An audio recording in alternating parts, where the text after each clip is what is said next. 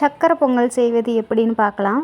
நான் வந்து என்ன பண்ணிட்டேன், பாசி பருப்பும் பச்சரிசியும் வந்து 1/4 கிலோ எடுத்து அதை வந்து நான் 2 கழுவு கழுவிட்டு 3வது கழுவு தண்ணியை வந்து நம்ம பொங்க வைக்கிற பாத்திரத்தில் வந்து ஊற்றி அதை வந்து நல்லா கொதிக்க வச்சுருக்கேன்.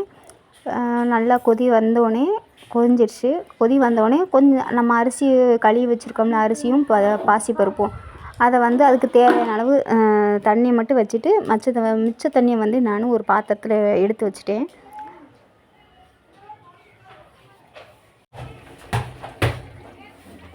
தண்ணி எக்ஸ்ட்ரா இருக்க தண்ணி எடுத்து வச்சுட்டு அடுத்து வந்து நம்ம அரிசி போடணும்.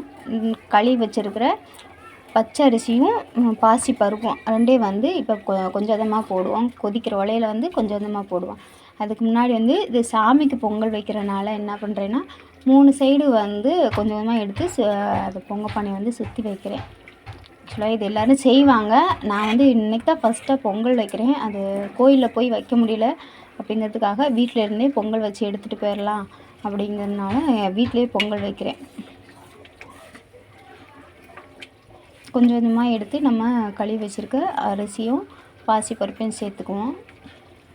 லைட்டாக உப்பு, அந்த நம்ம சக்கரை பொங்கல் தான் வைக்கிறோம், இருந்தாலும் இந்த சக்கரை டேஸ்ட்டு கொடுக்கறதுக்காக லைட்டாக வந்து தூள் உப்பு வந்து போட்டுக்கலாம்.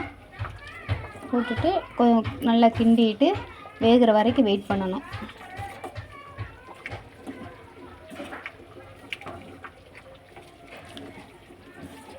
அடி பிடிக்காமல் கிண்டிக்கிட்டே இருக்கணும். கொஞ்சம் வேகிற வரைக்கும் வெயிட் பண்ணி கிண்டலாம்.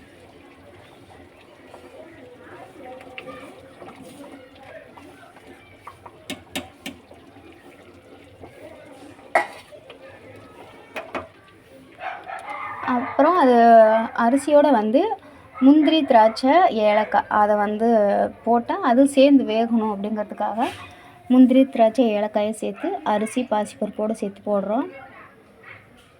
அதே ஒரு கிண்டி விட்டுடலாம். சிம்லேயே வந்து வச்சு அடுப்பை வச்சுக்கலாம். அதான் அடி பிடிக்காமல் இருக்கிறதுக்கு அடிக்கடி வந்து கிண்டி விடணும்.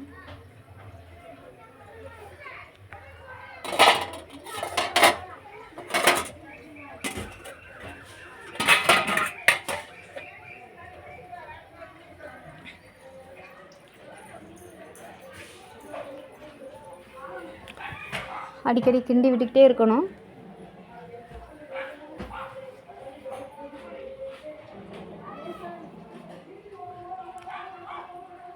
நல்லா கொஞ்சம் வேக ஆரம்பிச்சிருச்சு.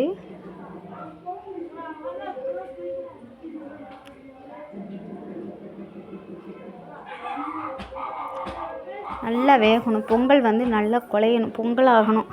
நம்ம அரிசி பருப்பு வந்து நல்லா குழையணும். அப்போ தான் வந்து பொங்கல் டேஸ்ட்டாக இருக்கும். எனக்கு வந்து கொஞ்சம் கொல கொலன்னு இருந்தால் தான் வந்து நல்லா பிடிக்கும். எனக்கு அந்த மாதிரி இருந்தால் தான் அந்த டேஸ்ட்டு தான் பிடிக்கும். வேக ஆரம்பித்து நல்லா குழையணும். அடி பிடிக்காமல் இருக்கிறதுக்கு அடிக்கடி வந்து கிண்டி விட்டுக்கிட்டே இருக்கணும்.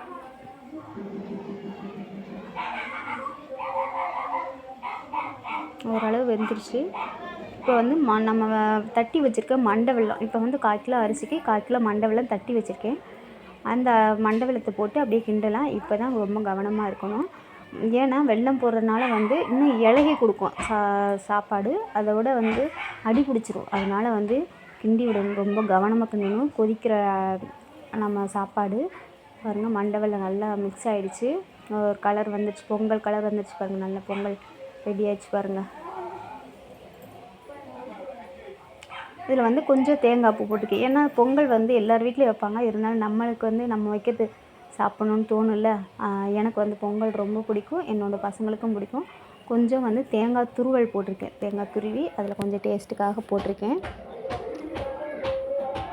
அதையும் நல்லா கிண்டி விட்டுறணும். அவ்வளோதாங்க, பொங்கல் ரெடி ஆயிடுச்சு.